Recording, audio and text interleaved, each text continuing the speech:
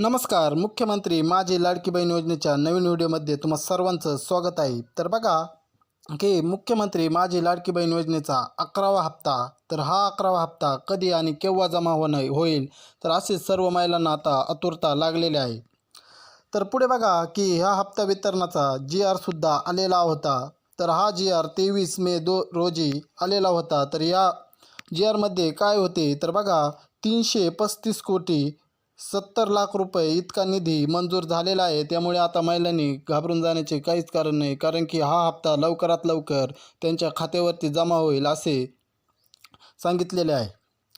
तर पुढे बघा की 20 मे रोजी या हप्ता वितरणाच्या चेकवरती सही केलेली होती. तर बघा आपल्या राज्याचे उपमुख्यमंत्री अजितदादा पवार यांनी या चेकवरती सही केलेली होती. आणि 23 मे रोजी आत्ताच बघितले की 23 मे रोजी ह्या हप्त्याचा GRसुद्धा आलेला होता.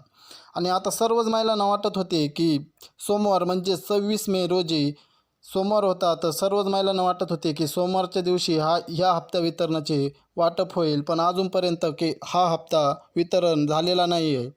तर अजून पुढे फक्त 4 ते 5च दिवस राहिलेले आहेत. तर हा हप्ता कधी आणि केव्हा वितरण होईल, तर असेच सर्व महिलांना आत्तापर्यंत आतुरता लागलेली आहे. तर पुढे बघा की हा हप्ता आता 2 टप्प्यामध्ये वितरण करण्यात येतो. तर पहिला टप्पा आणि दुसऱ्या टप्प्यामध्ये सर्वच महिलांच्या खात्यामध्ये हा हप्ता वितरण करण्यात येईल.